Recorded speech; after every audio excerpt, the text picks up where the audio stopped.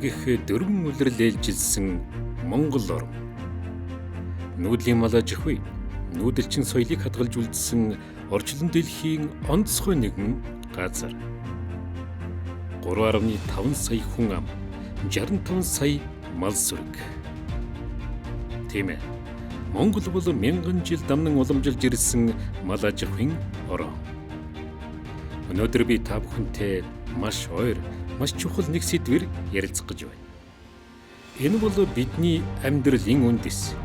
Газар нутаг, бэлчээр, ус, хөрс, байгаль дэлхий. Хүмүүрийн амьдралд газар түшиг болдог. Малчинд бэлчээр, тариаланчид хөрс, өрх гэрт ус, хүүхдэд эрүүл орчин. Энэ бүхний эхлэл нь газар. Харин өнөө цагт тэр газар маань доройтож байна. Газрын доройтол бол зөвхөн Монголын бус, дэлхийн нийтийн хямрал болжээ. Бэлчээрийн ургамалд сүрч, булаг шанд ширгэж, салхи шуурга нэмэгдэж, ганцуд ойрхон тохиолдох бол. Тиймээс дэлхийн улс орнууд нэгдэн энэ асуудлыг хамтарч шийдэх хүсэл эрмэлзэлтэй байна. Та бүхэн COP17 гэдэг нэрийг сонссон байх. Энэ бол цөлжилттэй тэмцэх нэгдсэн үндэсний байгууллагын конвенцийн хүрээнд зохион байгуулагдах олон улсын чуулган. Дэлхийн улс орнуудад цөлжилт, газрын доройтолтой хэрхэн тэмцэх талаар шийдэл, бодлого, туршилгаа хэлэлцдэг том арга хэмжээ. Of drought, desertification, loss of rangeland, and threat to livelihood of the herders and the pastoralists is hosting COP17 of the UNCCT. This is not only about a conference, it's about bringing solutions, demonstrating solutions, and this is what will make a COP a success. For Mongolians, land is deeply integrated into the life, into the way that the identity is defined, into the resilience, into the prosperity of the people. So therefore, COP17 will be an opportunity to share that and to bring that to the real part of the life, to the policy, global policy making. COP17 яагаад чухал вэ? Монголын дуу хоолойг дэлхийд хүргэх боломж. Бид байгальтайгаа зохицон амьдарч ирсэн ард түмэн. Цөлжилт, хуур хайшилт, бэлчээрийн доройтол ямар хүнд асуудал болохыг биеэрээ мэдэрч буй улс. Тиймээс бидэнд хэлэх үг, хуваалцах туршлага бий. Нодны өвлийн зодол хайхталцдаг байсан. Эхлээд бороо ороод тэгэл дараа нь 4-5 хоног ингээл зас орчиж байгаа. Тэгэл ер нь 2 сар дан шуурга. Малаа ер нь шинкийн суваг нь хийгээд л тэгэл өвс татаад л орчих гэж байсан. Би малчтыг бол мянган малтай байгаасаа гэж хүсдэггүй шүү дээ. Чанартай малтай байгаасаа гэж хүсдэг.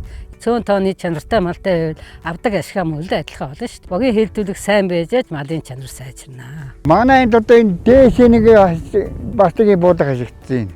Одоо тэгээ нодны нэг ашиг одоо тэгээд энэ буудаг ашигны ашиг бол янз одоо тэгээ мал хүндээ ус нь ариун болсон шүү дээ одоо ер нь. Ундраг нь муу гардаг. Тийм л байсан.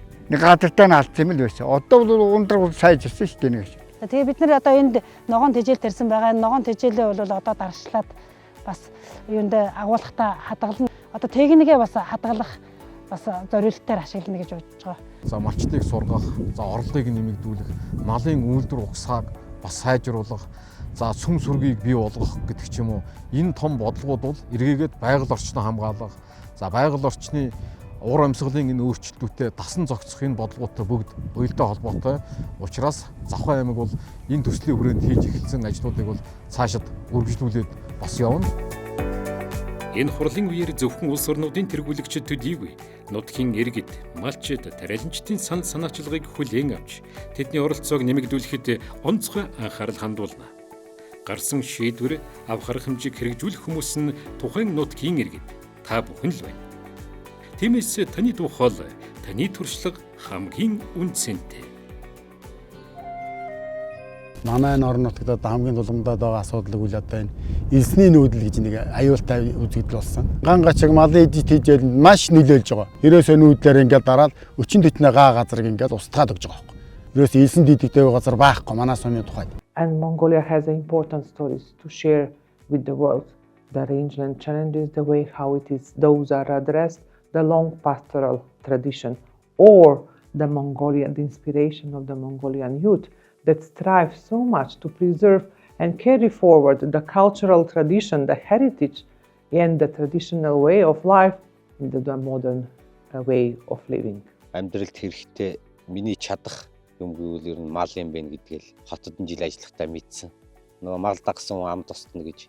Ард түмнийхээ хүнсний хэрэглээнд нь багч гэсэн хувь нэмэр оруулж байгаадаа манай гэр бүлийн зүгээс ер нь энэ мал аж ахуйг сонгосондоо ер нь баяртай байдаг. Ингээд адуу дагаад мал дагаад хөдөө байгаадаа л сэтгэл дүүрэн байдаг. Бусад улс орнуудын амжилттай туршлагаас суралцах боломж. 2024 онд COP16-г зохион байгуулсан Саудын Арабын хаант улс зөвхөн хурлыг амжилттай явуулаад зогсоогүй. Арабын хойгийг ногооруулах хөтөлбөрийн хүрээнд 1 сая гаруй газрыг нөхөн сэргээж чадсан байна.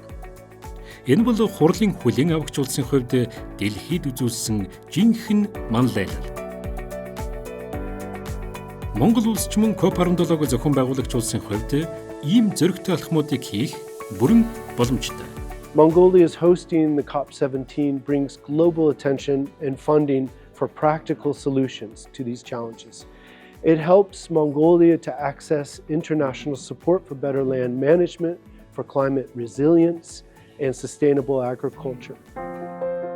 Газар шируугаа хамгаалах ажил хүн бүрийн дадал зуршлаас эхэлдэг. Хэрв ус хамгаалахгүй бол маргааш үр хүүхэд маань уух усгүй болно. Хэрв мод, бут, сөөгөө хайрлахгүй бол салхи шороонд улам их нэрвэгдэнэ. Хэрв хөрсөө дройтуулсаар байвал тарайлангийн ургац багасна. Малчин та бол байгаль хамгаалалтын хамгийн чухал хүмүүс. Бэлчээр амрааж, усаа гамнаж, нутгийнхаа онцлогт тааруулан амьдрах ухаан бол үнэтэй. So COP17 will be a unique opportunity to bring the rangeland-related issues to the highest global policy level. And it will be an opportunity to connect the local realities of Mongolia to the global policy making. Монгол улс цөлжилттэй тэмцэх тухай Нүүбийн конвенцийг өөрийн нутаг дээр зохион байгуулна. COP17 бол нэг удаагийн арга хэмжээ биш. Энэ бол ган, цөлжилт, газрын дор ойтол, амжиргаа, хүнсний тогтолцоо, ирээдүйн талаар илүү бодит хамтын яриа хэлэлцээ эхлүүлэх давтсан. Монгол улсын талбарыг өөрийн онцлог, уламжлал, малчдын амьдрал, бэлчээрийн соёл, ирээдүйд итгэх итгэлээр баяжуулж байна. Мөн Монгол улсын засгийн газрын манлайлал дор улсын бэлчээрнүүдийн мал аж ахуй эрхлэгчдийн жилийг 2026 онд зохион байгуулж байна. Энэ хоёр үйл явдал нь Монголын үүдэн нутгийн өнцөг болон бүрт хуримтлагдсан газар нутгаа хайрлах, даргалан хамгаалах, байгальтайгаа зэрэгцэн орших мэдлэг туршлагыг дэлхийд түгээх чухал мөч юм. Монгол улс бэрхшээлийг даван туулах хэлэлцээний огтлолцлын цэг шийдлийн гарц болох том боломж юм.